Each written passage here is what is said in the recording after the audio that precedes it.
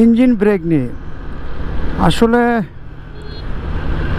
অনেকেই মোটরসাইকেল চালায়, কিন্তু ইঞ্জিন ব্রেক কি অনেকে হয়তো জানে না। কারণ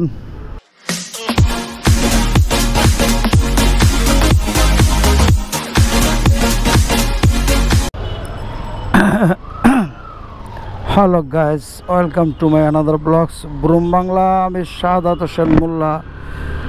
আশা করি আপনারা সকলেই ভালো আছেন, আমিও ভালো আছি। ভিউয়ার্স, আজকে আমি কথা বলবো ইঞ্জিন ব্রেক নিয়ে। আসলে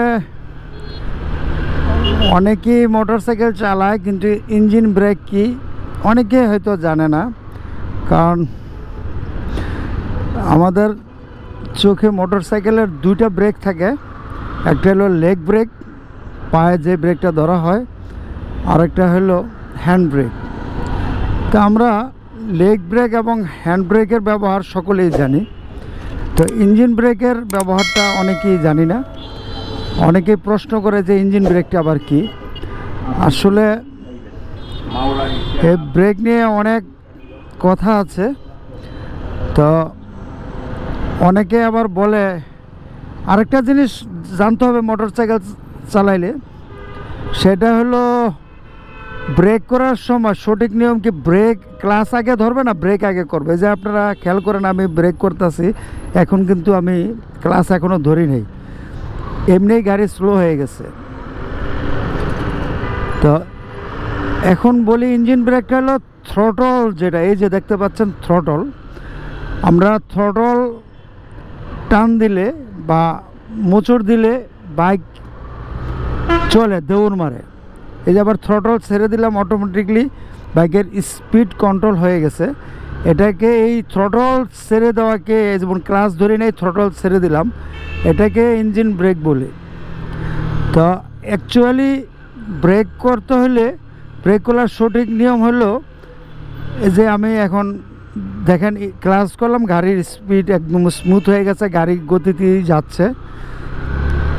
আবার যখন আমি দেখেন এই যে গাড়ির 42 স্পিড, এখন এই যে ছেড়ে দিলাম, স্পিড কমে আসতেছে এবং ক্লাস ধরলাম না। কিন্তু যদি আমি ক্লাস ধরি, যে দেখেন গাড়ির স্পিড কিন্তু 30 আছে, 30ই থাকে সহজ। আমি ব্রেক করলাম, যার কারণে স্পিডটা একটু ডাউন হয়েছে। অ্যাকচুয়ালি ক্লাসটা দেওয়া হয়েছে গিয়ার শিফট করার জন্য, এবং আমি যখন ব্রেক করব, আমি যদি ক্লাস না ধরি গিয়ারে থাকলে গাড়িটা বন্ধ হয়ে যাবে। গিয়ার আপ অ্যান্ড ডাউন করার জন্য, মানে গিয়ার বাড়ানো এবং কমানোর সময় আমার গিয়ার মানে ক্লাস প্রেস করতে হবে। আমরা সাধারণত অনেকেই গাড়ি ব্রেক করার আগে ক্লাস ধরি। এই যে দেখেন ক্লাস যদি ধরি, আমি কিন্তু টার্ন নিচে ক্লাস ধরি নেই, এটাই সঠিক নিয়ম। তো উচ্চ গতিতে কিংবা গাড়ির যখনই আপনি ব্রেক করবেন, ক্লাসটা ধরতে হবে তখনই যখন আমি গাড়িটা ব্রেক করার পরে থেমে যাচ্ছে, গাড়িটা ইঞ্জিনটা বন্ধ হয়ে যাচ্ছে। এই যে দেখেন, আমি খেয়াল করছেন ধরি নেই, ইঞ্জিন থেমে যাবে যখন, তখন আমার ক্লাস প্রেস করতে হবে। আমি অনেকেই ক্লাস ধরে গাড়ি চালায়, এই যে দেখেন আমি ব্রেক করলাম, এই যে থেমে যাবে, আর আগে ক্লাস মানে ডাউন ক্লাস ধরলাম, গিয়ার একটু কমাইতে হবে, কারণ গাড়ি এখন একদম স্লো চলতেছে, 9-10-এ এখন ফার্স্ট গিয়ার আছে। আর ফার্স্ট গিয়ারে না থাকলে হয়তো গাড়িটা থেমে যাবে।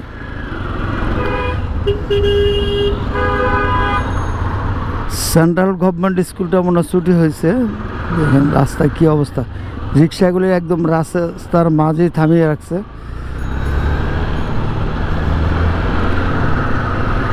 ক্লাস ধরে গিয়ারটা আমি একটা শিফট করলাম, মানে বাড়িয়ে দিলাম।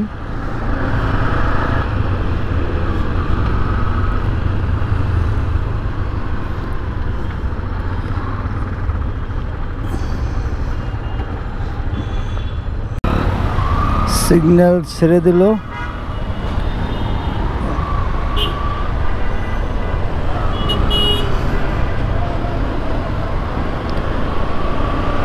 ভিউয়ার্স, আজকে আমি কথা বলবো অ্যাকচুয়ালি ব্রেক ধরার সঠিক নিয়ম কি, অনেকে ইউটিউবে অনেক চ্যানেলে দেখেছি, অনেকে নিজেই ব্রেক করতে পারে না, কিন্তু ব্রেক নিয়ে অনেক ভিডিও করে, ভিডিও ভাইরাল।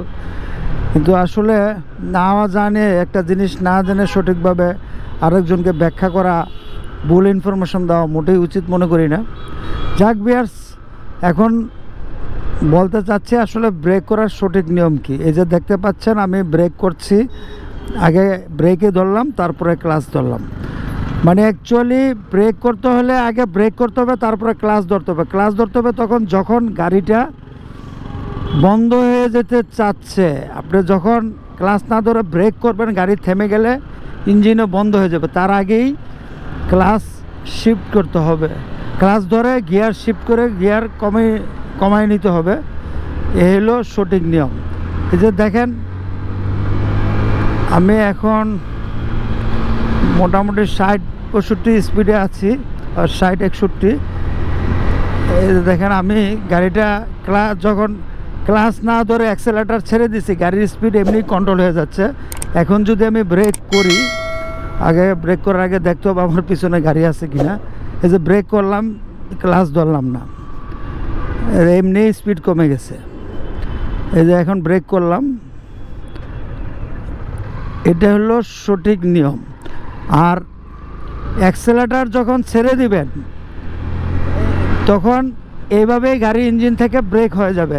এই যে দেখেন আমি ডাল থেকে নামছি ফ্লাইওভারের, দেখেন যে গাড়ি কিন্তু খুব দ্রুত দৌড়াচ্ছে না, অ্যাক্সেলেটার ধরছি না, ক্লাচ ধরছি না। আবার যখন ক্লাচ ধরবো দেখেন গাড়ি স্পিড বেড়ে গেল, দেখছেন। ক্লাচ ধরলে গাড়িটা ফ্রি হয়ে যায়, আর তখন যদি আপনি ক্লাচ ধরে ব্রেক করেন তাহলে গাড়ি স্কিড করবে, গাড়ি যেহেতু ফ্রি থাকে। আর যে ক্লাচ ধরলাম না, যে ব্রেক করলাম, গাড়ি স্লো হয়ে গেল। আমি গিয়ার অ্যাক্সেলেটার ছেড়ে যখন স্লো হয়ে গেছে, গাড়িটা বন্ধ হওয়ার আগে ক্লাচ ধরে একটা ডাউন শিফট করে নিলাম, প্রয়োজন মতো গিয়ার কমায় নিতে হবে। এ হলো ইঞ্জিন ব্রেক করার সঠিক নিয়ম। ভিডিওতে আসলে বেশি বড় করতে চাচ্ছি না, আলতু ফালতু কথা বলে ভিডিও বাড়িয়ে আপনাদের ধৈর্যচ্যুতি ঘটাতে চাচ্ছি না। তো আমার ভিডিওটি আজকে যারা দেখছেন তাদের বলবো সাবস্ক্রাইব করে নিতে, আর যারা ইতিমধ্যে সাবস্ক্রাইব করে ফেলছেন তাদের অনুরোধ করব লাইক, কমেন্ট এবং শেয়ার করে দিতে। তো আজকের মতো এখানে বিদায় নিচ্ছি। দেখেন কোথায় যাবে, সে কোন দিকে যাবে। খোদা হাফেজ।